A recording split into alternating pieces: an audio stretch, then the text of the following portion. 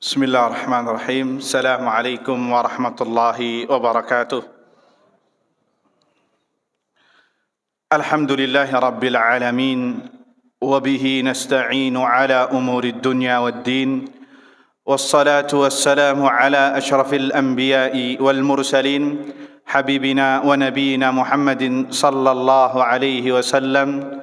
وعلى آله وصحبه وسلم تسليما كثيرا إلى يوم الدين أما بعد اللهم لا سهل إلا ما جعلته سهلا وأنت تجعل الحزن إذا شئت سهلا رب اشرح لي صدري ويسر لي أمري واحلل عقدة من لساني يفقه قولي اللهم إنا نسألك علما نافعا ورزقا طيبا وعملا متقبلا اللهم علمنا ما ينفعنا وانفعنا بما علمتنا وزدنا علما يا رب العالمين اللهم أصلح لنا شأننا كله ولا تكلنا إلى أنفسنا طرفة أعين ولا حول ولا قوة إلا بالله أما بعد.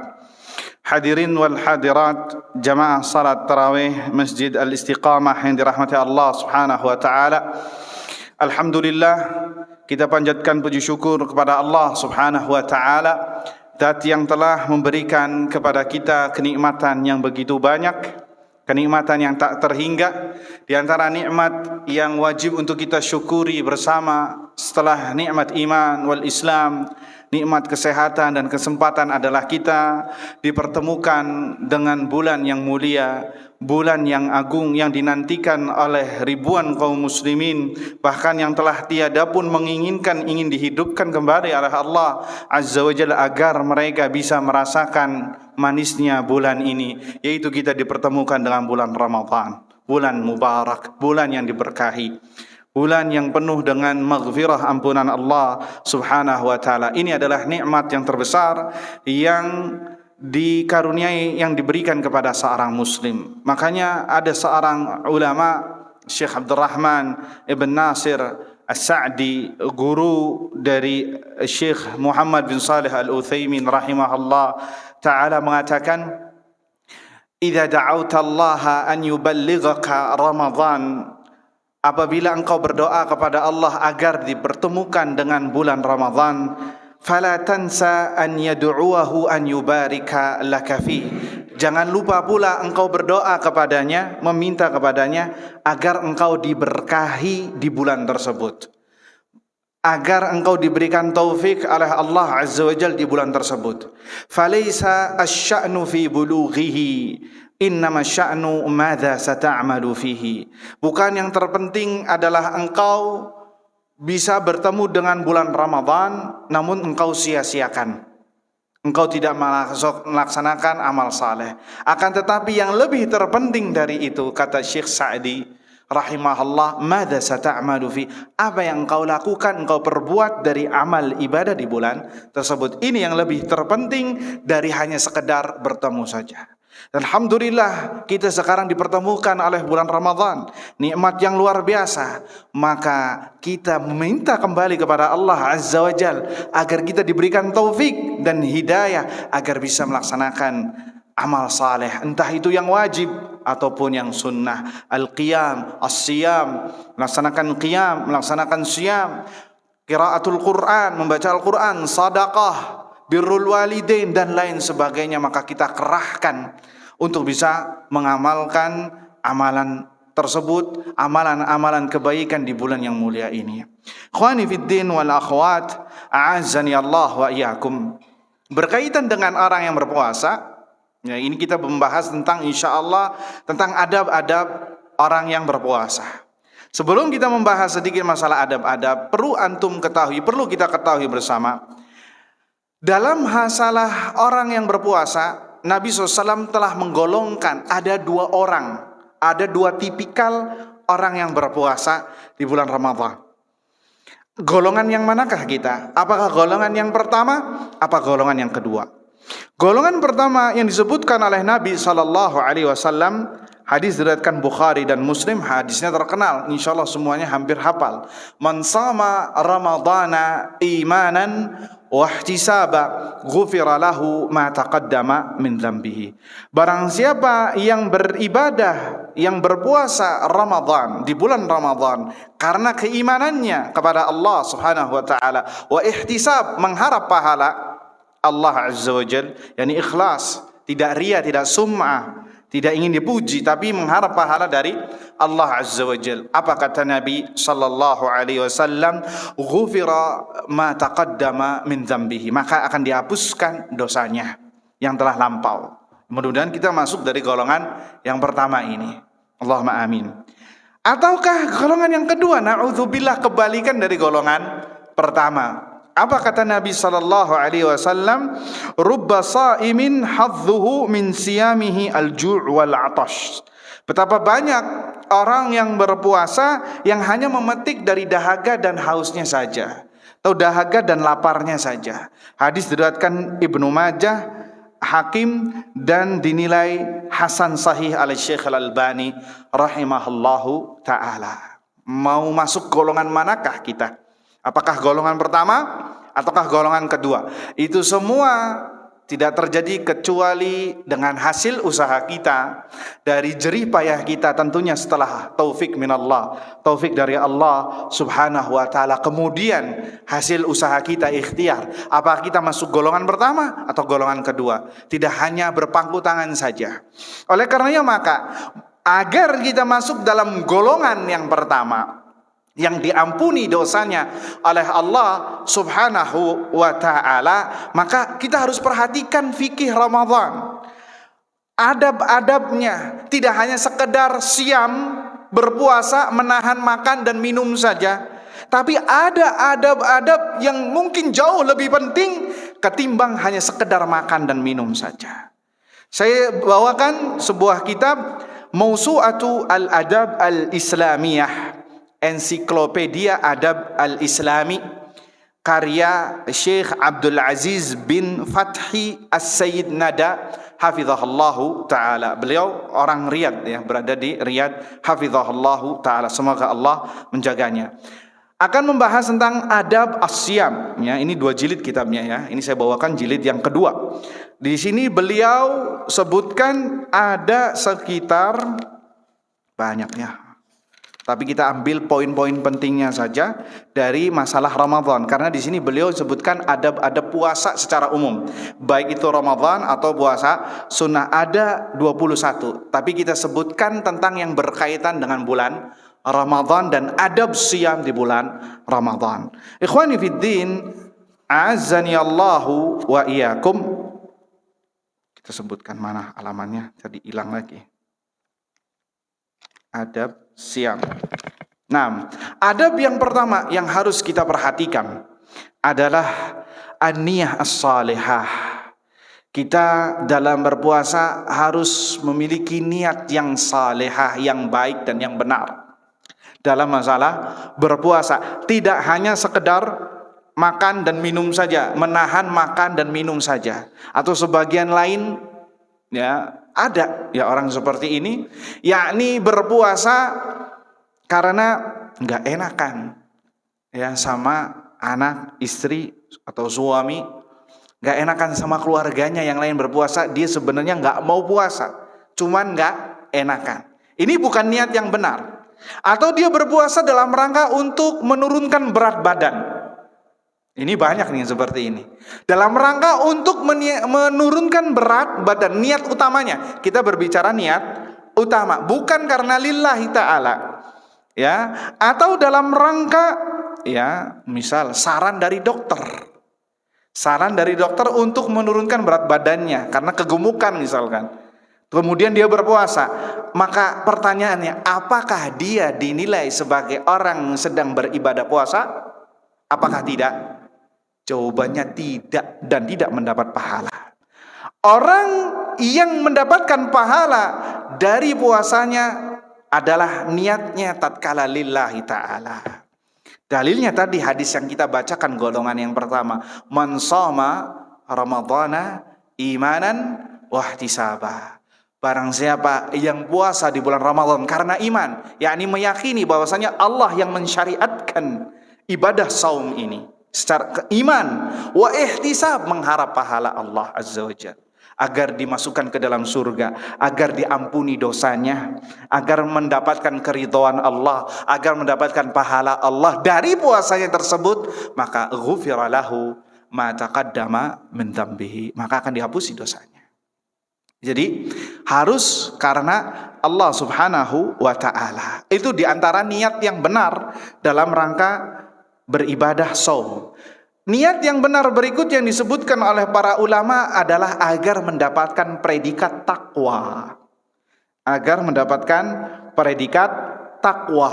Dalilnya ayatnya masyhur, sangat terkenal di bulan Ramadan. Surat Al-Baqarah ayat 183. Ya ayyuhalladzina amanu kutiba alaikumus syiyam kama kutiba alal ladzina min qablikum la'allakum tattaqun. Ya, ini syariat, disyariatkannya puasa hikmah agar kalian bertakwa. Wahai orang yang beriman, diwajibkan atas kalian berpuasa, dan sebagaimana Allah wajibkan kepada orang-orang sebelumnya, sebelum kalian, agar kalian bertakwa.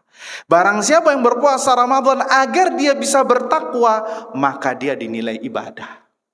Karena di antara hikmah disyariatkannya puasa ya ini, bertakwa kepada Allah Azza wa Jalla. Barang siapa dengan berpuasanya tidak menjadikan dia bertakwa, berarti ada yang salah. Ada something wrong. Ada yang salah dari puasa yang ia lakukan. Bukan ibadah puasanya, tapi yang ia lakukan dari puasanya tersebut ada yang salah. Belum mendapatkan hikmah disyariatkannya puasa. Ya, itu secara umum niat yang benar. Ya, artinya niat ini di dalam hati saja, nggak usah disebutkan, dilafadzkan dalam lisan, karena tempatnya adalah di hati. Ya, dan ketika antum berpuasa juga ketika antum bangun sahur, ya itu sudah meniatkan puasa, ya, meniatkan puasa. Tapi itu niat yang benar, dan itu adab yang pertama yang disebutkan, bahwasanya seorang dianggap beribadah tatkala karena Allah Azza wa Jalla dan dalam rangka untuk mendapatkan predikat takwa serta mengharap pahala Allah Subhanahu wa ta'ala. Taib ikhwani fid din, azzani Allah wa iyyakum. Adab yang kedua yang disebutkan oleh Syekh hafizahullah ta'ala adalah as-suhur walau bisyurbati ma, melakukan sahur walaupun hanya seteguk air, walaupun hanya seteguk air, ya. Dan ini perintah dari Nabi sallallahu alaihi wasallam. Ya Ustaz, saya kuat puasa, enggak mesti harus sahur, silakan, tapi ini perintah dari Nabi sallallahu alaihi wasallam. Nabi kita adalah siapa? Suri teladan kita, ya, panutan kita, dan Nabi kita yang menyuruh kita untuk berbuat atau bangun sahur, makan sahur. Nabi sallallahu alaihi wasallam bersabda dalam hadis yang diriwayatkan Bukhari dan Muslim, tasahharu, bersahurlah kalian, fa inna fis sahuri barakah, karena di dalam sahur itu terdapat keberkahan. Keberkahannya banyak.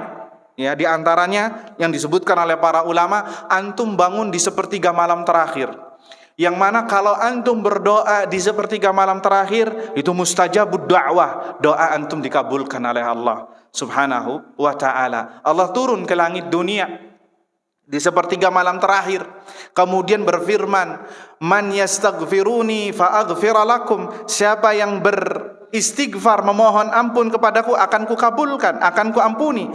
Wa man yad'uni astajib lakum, siapa yang berdoa meminta kepadaku, ya berdoa, akan kukabulkan. Dan wa man yas'aluni fa'u'tiyalah, dan barang siapa yang meminta kepadaku akan kuberikan. Itu janji dari Allah Subhanahu wa ta'ala.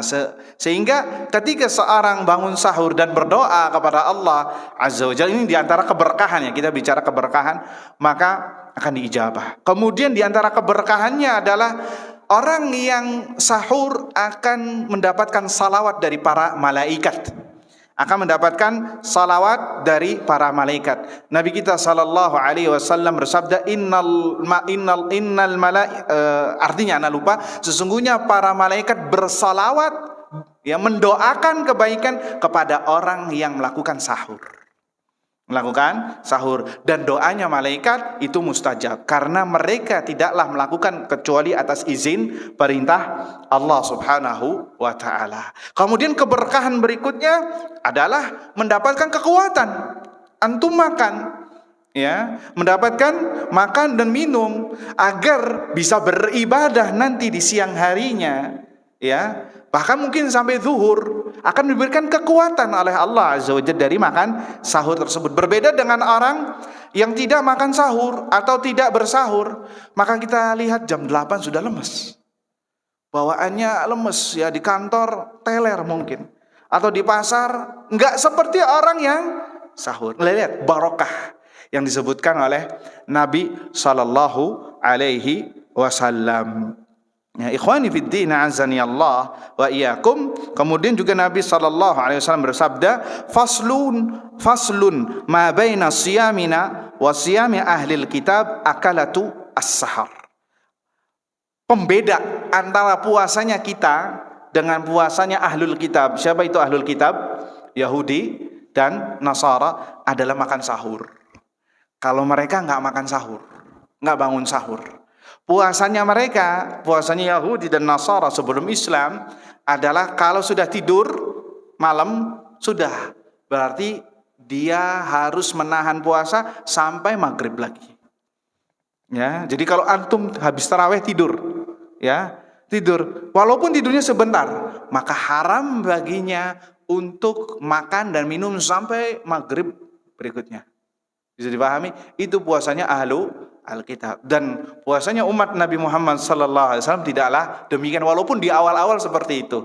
Kemudian diberi keringanan oleh Allah Subhanahu wa taala dengan diberikan ibadah. Lihat keringanannya kemudian jadikan ibadah. Ibadah itu sahur. Jadi luar biasa ayuhal ikhwah. Di antara barakahnya ibadah sahur adalah antum mendapatkan kemudahan untuk bisa salat subuh di masjid. Iya apa tidak? Salat subuh di masjid di bulan Ramadan enggak susah. Enggak seperti di bulan sebelumnya. Iya apa tidak? Ya, ini barokah dari ibadah sahur, ya. Makanya kata beliau, fayanbaghi lil mu'min an yaqtadiya bi Rasulillah sallallahu alaihi wasallam fi siyami. Oleh karenanya maka sudah seharusnya seorang mukmin untuk mengikuti Rasulullah sallallahu alaihi wasallam dalam hal puasanya. Fayatasahhar, beliau sahur. Lihat, Nabi SAW beribadah puasa, beliau sahur. Walau ala tamarat, walaupun dengan hanya beberapa butir korma, au syurbatun ma, atau hanya seteguk air saja. Jadi tidak hanya sekedar makan dan minum, tapi ini adalah ibadah. Kalau ibadah berarti mendapatkan pahala. Jadi antum bangun niatkan ini adalah dalam rangka mengikuti sunnah Nabi sallallahu alaihi wasallam. Nabi sallallahu alaihi wasallam bersabda, tasahharu walau bijur'atin min ma. Bersahurlah kalian walaupun itu hanya dengan seteguk air. Nabi sallallahu alaihi wasallam bersabda dalam riwayat lain, ni'ma sahuril mu'min at-tamr. Nikmat, ya, sebaik-baik sahur bagi seorang mukmin adalah dengan makan korma. Artinya yang ada, ya, yang ada saja. Ya, jangan berlebihan juga. Sebagian orang berlebihan, ya. Akhirnya apa? Dia makan sahur dalam rangka agar supaya tidak lapar di siang harinya. Dan ini juga salah. Ini bablas, ekstrim kanan ini. Ya, mereka makan sahur kebanyakan kenyang. Akhirnya apa? Agar dia tidak merasa lapar di siang hari. Dan ini pun juga salah. Sangat kontra dengan hikmah disyariatkannya bulan puasa. Disyariatkannya ibadah puasa agar kita bisa merasakan lapar yang dirasakan oleh orang-orang fakir, fuqara wal masakin. Kalau kita makan kenyang sehingga tidak ada rasa lapar, ini mengurangi hikmah disyariatkannya ibadah puasa. Dan ini sangat memadaratkan sekali, memadaratkan kesehatan, ya. Apalagi habis subuhnya tidur, ya, naudzubillah bisa terkena mungkin penyakit diabetes, ya. Yang aturan puasa itu bisa menjadikan dia jauh dari penyakit diabetes, ini malah menjadikan dia apa? Mendekati. Habis makan, udah makannya banyak, ya, satu gunung, kemudian habis subuhnya tidur. Bahkan sebagian lagi apa? Enggak sholat subuh. Kenapa? Kekenyangan. Enggak bisa jalan. Sebagian orang ya sampai kalau jalan itu ya terlalu berat. Kenapa? Seperti itu. Akhirnya habis subuh tidur. Nah, ini salah. Ya, ini salah. Boleh tidur hanya sebentar saja ya untuk menahan kantuk, tapi ini kebanyakan kita bablas sampai jam 8, jam 9. Sampai sebagian lagi sholat zuhurnya bablas. Sebagian lagi zuhur, asar dirapel. Ya, dirapel, sholatnya mendekati maghrib. Jadi nggak pernah merasakan lapar ya. Sholat zuhur asarnya dirapel, tapi sholat tarawih tepat waktu. Ya, ini salah juga ini ya. Sholat tarawih nggak mau ketinggalan, bagus, luar biasa. Tapi sholat zuhurnya hampir mendekati sholat asar. Sholat asarnya mendekati sholat maghrib. Kenapa? Tidur. Nah, ini salah juga. Nanti kita akan bahas. Insya Allah harus memperhatikan perkara yang wajib di atas perkara yang sunnah. Ikhwani fiddin azani Allah wa iyyakum, di antara bentuk adab puasa ini berkaitan dengan sahur juga, takhirus suhur. Mengakhirkan waktu sahur. Ini yang paling afdal dan yang mendekati sunnah Nabi sallallahu alaihi wasallam.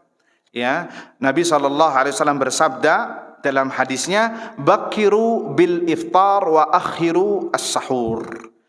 Percepatlah kalian berbuka, ya, enggak nunggu dulu, enggak nunggu agak malam sampai bintang terbit. Nah, itu seperti adatnya Yahudi, ya, nggak boleh. Wa akhiru as-sahur, dan perlambat, akhirkan sahur mendekati subuh. Ya, mendekati subuh, nggak mesti harusnya mepet banget, enggak. Artinya jarak antara waktu subuh dengan sahur antum itu jaraknya pendek, ya. Bukan antum bangun jam 2, ya. Sebagian bangun jam 2, makanya jam 2, jam 7 sudah lapar lagi. Iya, nggak salah ini. Mendekati waktu subuh agar apa? Tenaganya itu masih kerasa nantinya. Ya, disebutkan oleh riwayat dari Zaid ibn Thabit bahwasannya beliau meriwayatkan, tasaharna ma'a Rasulillah sallallahu alaihi wasallam. Kami pernah sahur bersama Rasulullah sallallahu alaihi wasallam. Subhanallah, para sahabat sahurnya sama Rasul, ya, bikin cemburu saja ya, Masya Allah. Tasaharna ma'a Rasulillah sallallahu alaihi wasallam thumma qumna ila salah. Kemudian kami bergegas menuju salat, yakni salat fajar, salat subuh. Maka Anas bertanya kepada Zaid ibn Thabit, kam bainahuma, berapa jarak antara sahur antum dengan salat subuh? Qal khamsina ayat, 50 ayat kalau dibaca. Artinya 50 ayat itu waktunya pendek sekali, ya, enggak lama, enggak berjarak. Ya, sebagian orang habis makan ngopi dulu, ngeteh dulu, terus cemilan-cemilan, masih waktu subuhnya masih jauh. Ya, harus diperkirakan. Dan juga jangan terlalu mepet sekali kalau antum makan nasi misalkan.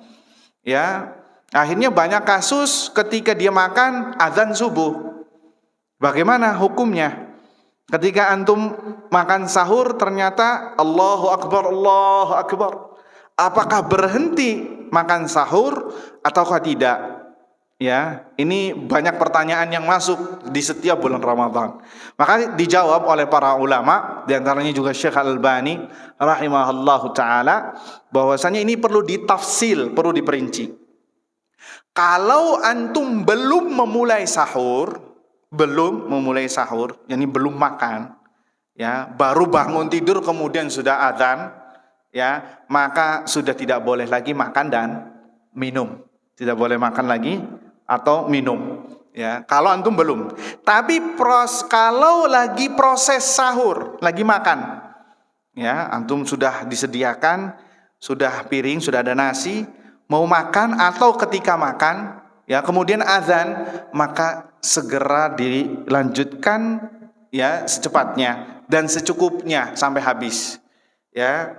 Karena pertama mubadzir nantinya, yang kedua al-aslu baqaul lail, karena hukum asalnya masih malam.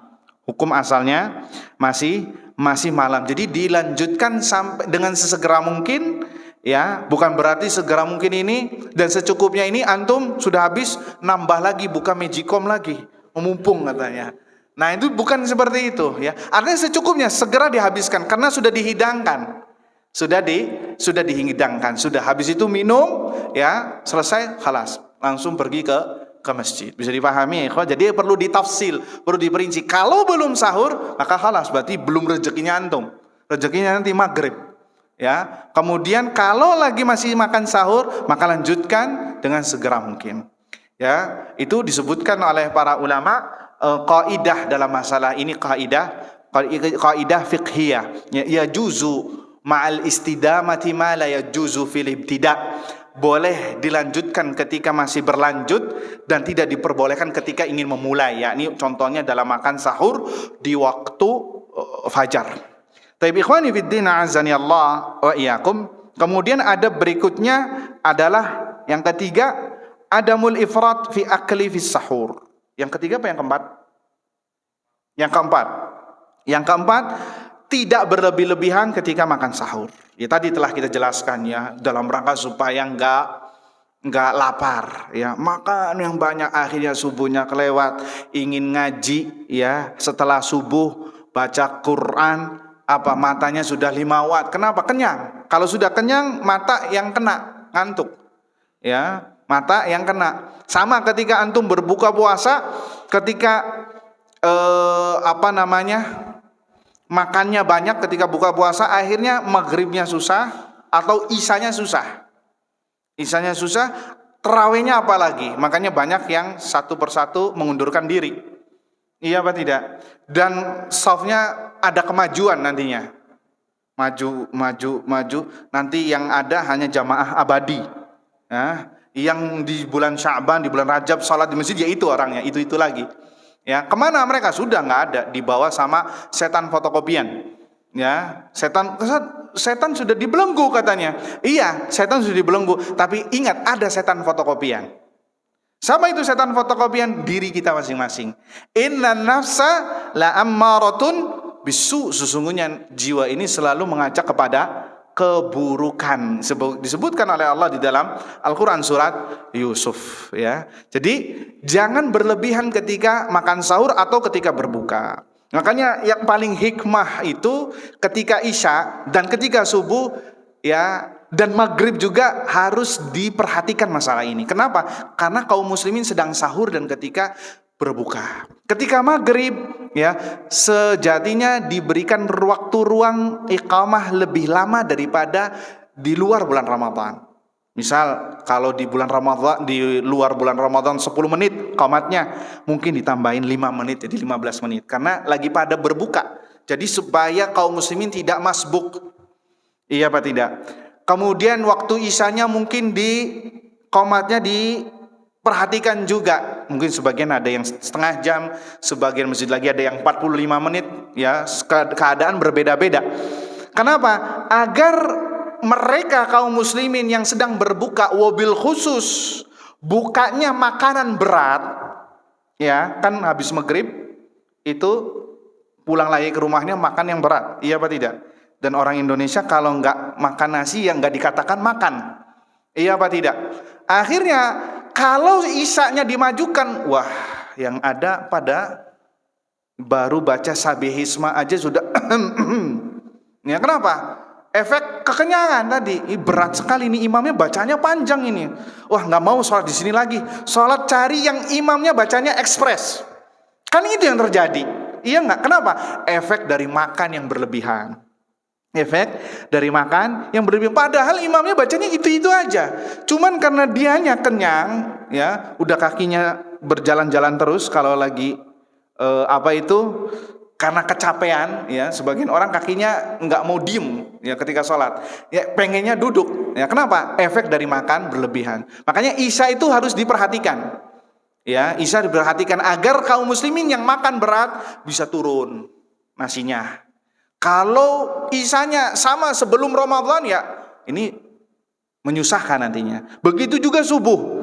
Ya diperhatikan qomatnya. Agar apa? Mereka yang makan sahur bisa ngambil napas dulu, bisa ke toilet dulu, bisa mandi dulu dan lain sebagainya sehingga bisa sholat di masjid. Diperhatikan ini karena bulan Ramadan, antara sahur dan buka puasa.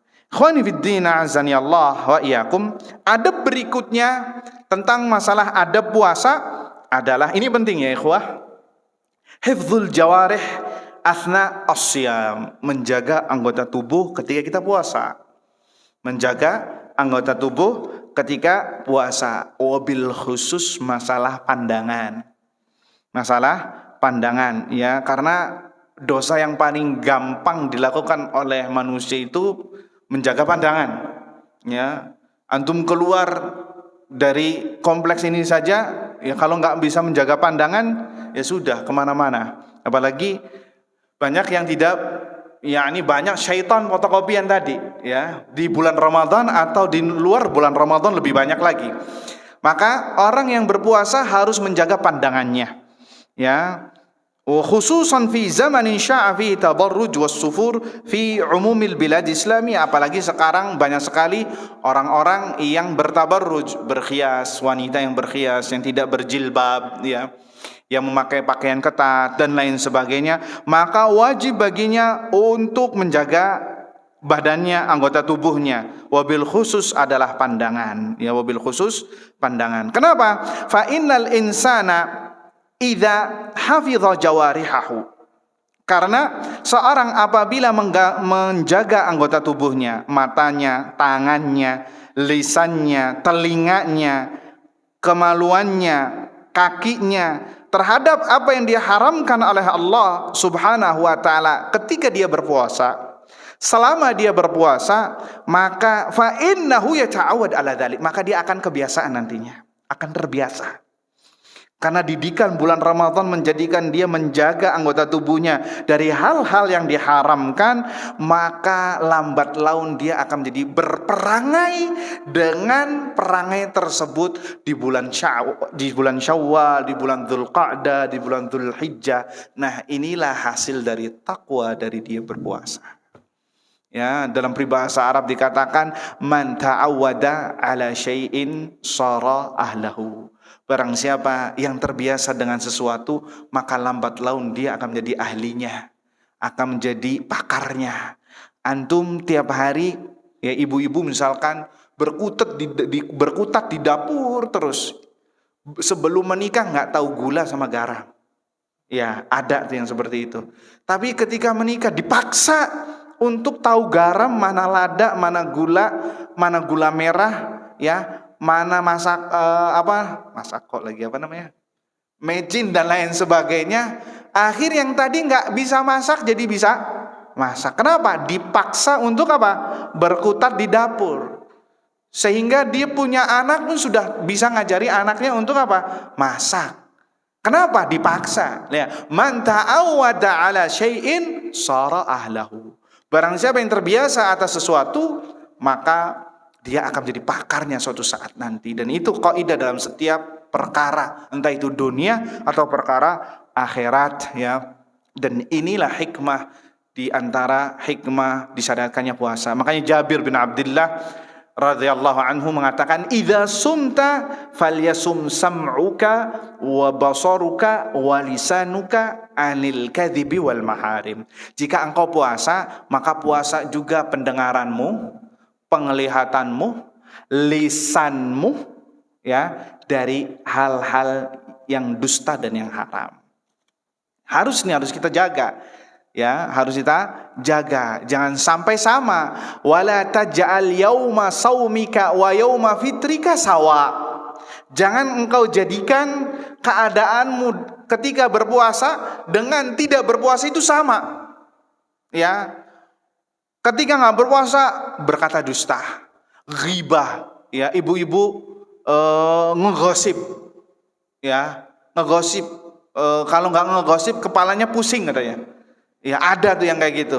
Tapi puasa sama juga keadaannya seperti itu. Nah ini hati-hati. Berarti ada yang nggak beres. Ya enggak. Hati-hati. Ghibah dan namimah, mengadu domba, itu bagaikan virus yang sangat berbahaya, lebih bahaya daripada virus corona bagi orang yang berpuasa. Hati-hati. Ya, ibu-ibu lagi masak di dapur sambil nonton infotainment. Nah, ini bahaya nih. Pendengarannya tidak dijaga puasa. Hati-hati, mendengarkan musik. Ya, lisannya berkata jorok, kotor. Ya, enggak puasa ataupun puasa, seluruh kebun binatang keluar dari lisannya. Bahkan hewan yang enggak ada di kebun binatang pun keluar dari mulutnya. Nah, ini bahaya. Awas, termasuk dalam kategori sabda Nabi sallallahu alaihi wasallam, man lam yada' qaulaz zuri wal amala bihi falaysa lillahi hajatun fi an yada'a ta'amahu wa syarabah. Barang siapa yang tidak terbiasa, barang siapa yang tidak bisa meninggalkan, artinya sudah kebiasaan buruknya nih, di luar bulan Ramadan kebiasaan buruknya seperti ini. Man lam yada' qaulaz zuri wal amala bihi wal jahl falaysa lillahi hajatun fi an yada'a ta'amahu wa syarabah. Barang siapa yang tidak bisa meninggalkan perkataan dusta, udah amalan dusta, wal jahl kejahilan, ya, falaysa lillahi hajatun, maka Allah tidak butuh terhadap apa yang ia tahan dari makan dan minumnya. Nol di sisi Allah. Dia berpuasa capek, nahan lapar, nahan dahaga, tapi ternyata di sisi Allah tidak dinilai sebagai orang yang berpuasa. Nol. Rugi kan kalau kayak gitu. Udah bangun sahur, ya, yang aturan tidur, ini bangun sahur, kemudian berpuasa, ternyata di sisi Allah nol. Kenapa? Diakibatkan dia tidak bisa meninggalkan adat buruknya. Perkataan dusta wal amala bihi, dan perbuatan dusta, kata para ulama, perbuatan yang diharamkan oleh Allah Subhanahu wa taala. Wal jahal, dan kejahilan. Apa kejahilan disebutkan oleh para ulama? Seperti berteriak-teriak di pasar, ngebentak, nyablak, ngomong jorok, ngomong kotor, ya, ini perbuatan kejahilan. Maka kalau dia berpuasa tidak menjadikan dia berubah atau minimal berhenti dari keadaannya, maka ditakutkan masuk dari kategori hadis tadi yang disebutkan oleh Nabi sallallahu alaihi wasallam. Makanya kata Abu Dzar radhiyallahu anhu, idza sumta fatahaffaz mastata'ta. Kalau engkau puasa, tolong jaga puasamu sekuat mungkin. Jangan sampai batal. Ya, bahkan sebagian pendapat ulama, ghibah dan namimah itu mubtilani lissaum, pembatal puasa. Ahwanus siyab, puasa yang paling ringan hanya menahan makan dan minum saja. Ya, menahan makan dan minum saja. Itu yang paling gampang dan semua orang bisa. Tapi yang keadaan yang tadi, yang kedua tadi, yang tidak semua orang bisa menjawabnya. Taib ikhwani fiddin, a'azani Allah wa iyyakum. Kemudian berikutnya adalah tahallum wa adamil jahal. Harus bersabar. Jangan kasar ketika antum berpuasa. Emang puasa ini melatih seorang untuk kesabaran. Ya, jangan sampai ketika antum berpuasa antum marah-marah, antum ngebentak orang. Nah, ini hati-hati. Bahkan disebutkan oleh Nabi sallallahu alaihi wasallam, kalau ada orang yang ngajak memancing emosi, mengajak debat, ya, mengajak ribut, maka kata Nabi SAW, kabarkan kepadanya sesungguhnya saya ini berpuasa, agar dia tahu bahwasanya saya ini sedang melatih diri untuk berpuasa. Di antaranya menahan amarah, karena puasa itu imsak, menahan diantaranya menahan amarah. Kalau seorang berpuasa tidak menahan amarahnya, maka hati-hati, puasanya bisa rusak. Khani fiddin, azani Allah wa iyyakum. Di antara adab berpuasa juga adalah menjaga lisan dari hal yang sia-sia, hal yang kotor. Ya, telah kita sebutkan, ya. Nabi SAW bersabda, laisa siyamu minal akli wasyurb. Bukanlah puasa itu hanya sekedar menahan makan dan minum. Innama siyamu 'anil lagwi warrafath. Sesungguhnya puasa itu menahan dari hal yang sia-sia dan yang rafath. Yang rafath itu yang berkaitan dengan perbuatan kemaluan, yakni kekejian. Ya, berkata jorok, ya, itu maksudnya rafath. Fa in sabaka ahadun au jahila alaik faqul inni shaim inni shaim. Kalau ada orang yang mencelamu atau berbuat jahil kepadamu, ya, maka katakanlah sesungguhnya aku ini sedang berpuasa, aku sedang berpuasa. Lihat Nabi SAW, innamas syiyam anil laghwi. Sesungguhnya puasa itu menahan dari hal sia-sia. Hal sia-sia itu yang tidak bermanfaat. Contohnya kalau zaman sekarang main game online, main PS, main kartu, ya. Hal yang sia-sia yang melalaikan dan dia sedang berpuasa. Ya, nonton film. Ya, sebagian orang ya menghabiskan episode seri film dari awal sampai akhir khatam. Kapan? Di bulan Ramadan. Sebenarnya harus menghatamkan Al-Quran ini, menghatamkan film berseri-seri. Hatamnya kapan? Di bulan Ramadan. Lihat. Ini hal yang sia-sia apa tidak? Jelas ini sia-sia. Bahkan itu sudah ada hal yang haram. Ada aurat, ada lawan jenis dilihat. Bahkan ada adegan-adegan yang tidak senonoh di situ. Ada musik dan lain sebagainya. Dan dia sedang berpuasa. Bagaimana ini? Ditakutkan puasanya tidak diterima oleh Allah subhanahu wa ta'ala. Na'udzubillah. Kemudian ada berikutnya kita sebutkan secara singkat. Al-ikthar min a'malil birr. Di antara ada berpuasa adalah memperbanyak amalan kebaikan semampu kita. Apapun yang antum bisa lakukan. Entah itu sedekah, entah itu zikir, entah itu antum banyak berdoa, beristighfar, membaca Al-Qur'an. Ya, bulan Ramadan bulan membaca Al-Qur'an. Antum jadikan target. Anak ini di bulan Ramadan harus berapa kali khatam. Harus mempunyai target. Jangan semampunya saja. Jangan kalau ada waktu luang ya sudah, hasilnya pun nanti seperti itu. Harus bikin target, bikin tabel. Anak ini mau khatam 3 kali di bulan ini. Dari sekarang tulis, anak setiap hari baca berapa lembar. Seperti itu. Insya Allah setidaknya hasilnya akan mendekati daripada yang tidak membuat target. Kalau tidak membuat target ya sudah. Mungkin sudah masuk mau lebaran, dia belum setengah Al-Quran. Kenapa? Hanya membaca Al-Quran ketika waktu luang saja. Banyak waktu luang, tapi dipakai untuk sia-sia. Nonton YouTube, ya, buat buka media sosial dan lain sebagainya yang tidak bermanfaat. Artinya perbanyak amalan kebaikan. Dan amalan kebaikan itu berbeda-beda antara satu dengan yang lain. Ada yang dimudahkan bab sedekah, ada yang dimudahkan birrul walidain, ada yang dimudahkan untuk memberi makan orang berpuasa. Itu juga sangat fadilahnya luar biasa di sisi Allah Azza wa Jalla. Nabi SAW bersabda, "Man fattara sha'iman," barang siapa yang memberi makan orang yang berbuka puasa, menyediakan buka puasa, hatta dengan 1 korma atau dengan 2 korma atau dengan segelas air mineral, maka sudah masuk dalam hadis ini. Maka baginya puasa dan puasa orang yang melaksanakannya tanpa mengurangi pahala mereka. Jadi kalau ingin mendapatkan pahala orang yang berpuasa, kasih orang berbuka puasa semampu kita. Ya, semampu kita. Dan ini pemandangan seperti ini bisa kita lihat di 2 kota suci, ya. Orang berebut mencari pelanggan untuk makan di tempatnya dia. Ya, sampai-sampai ada yang ribut, ya. Karena apa? Berebut pelanggan. Ana nggak pengen ente saja masuk surga, ana juga mau. Lihat, obsesinya akhirat. Kalau kita ribut di sini masalah kayak contoh di jalanan, ribut masalah dulu, ya, kernek angkot. Karena apa? Ribut masalah pelanggannya. Kenapa ente ngambil nyerobot punya saya dan lain sebagainya. Atau orang yang standby di pasar, pelanggannya ditarik sama dia. Permasalahan duniawi. Tapi di sana permasalahan ukhrawi, masalah surga dan neraka. Allahu Akbar. Ya, luar biasa. Artinya pemandangan seperti itu jarang di kita, ya. Kebanyakan kita sendiri-sendiri. Yang penting saya bisa berbuka. Justru ini kesempatan emas kita. Kerahkan apa yang kita punya.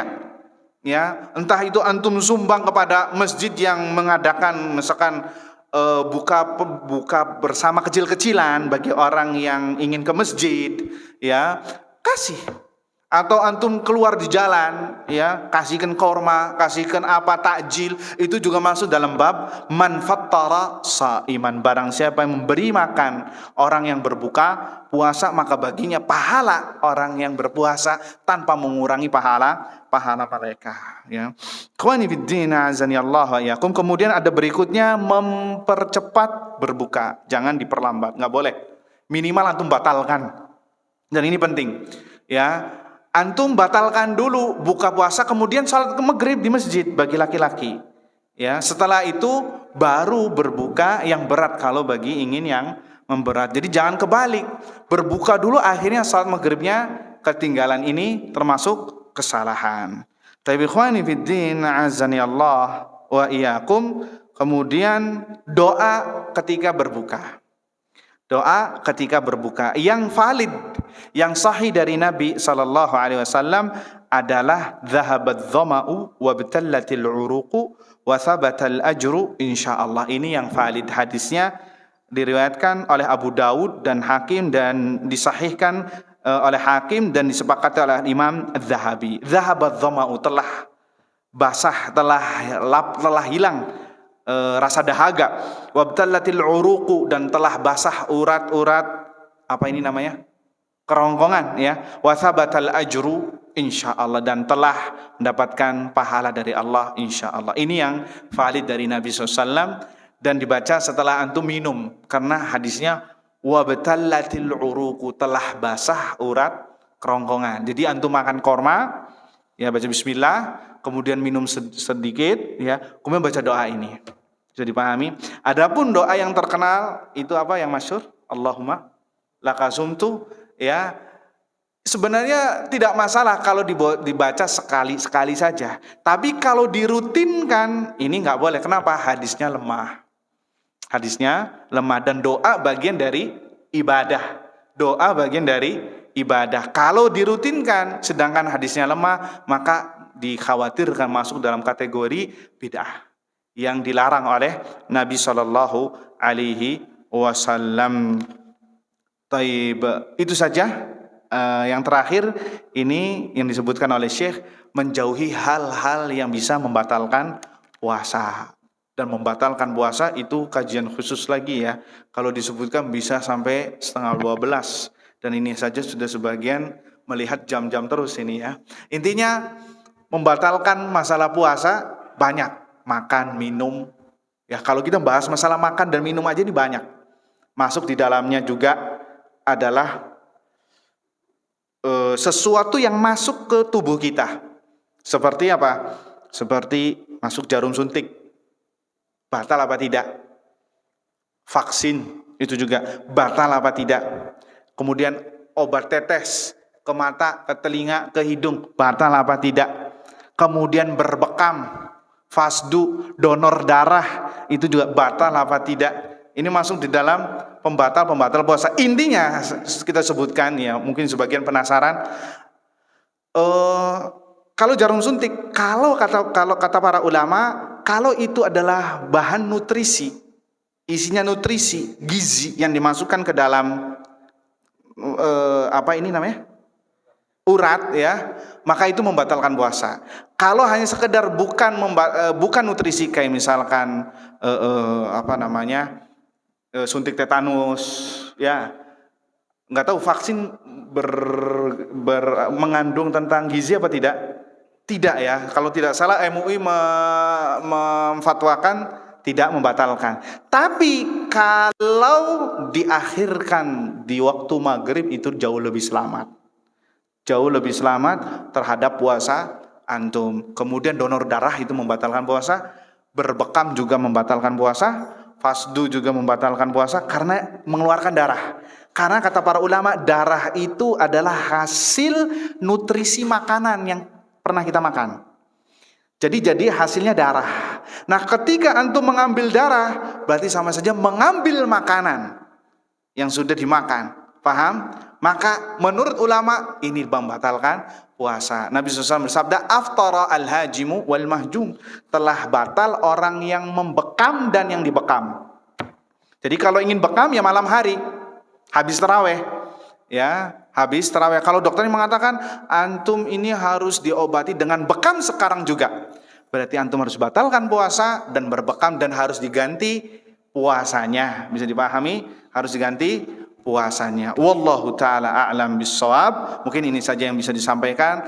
Kurang lebihnya mohon maaf ya atas kepanjangan waktu mungkin ya. Subhanakallahumma wa bihamdika asyhadu an la ilaha illa anta astaghfiruka wa atubu ilaik. Assalamualaikum warahmatullahi wabarakatuh.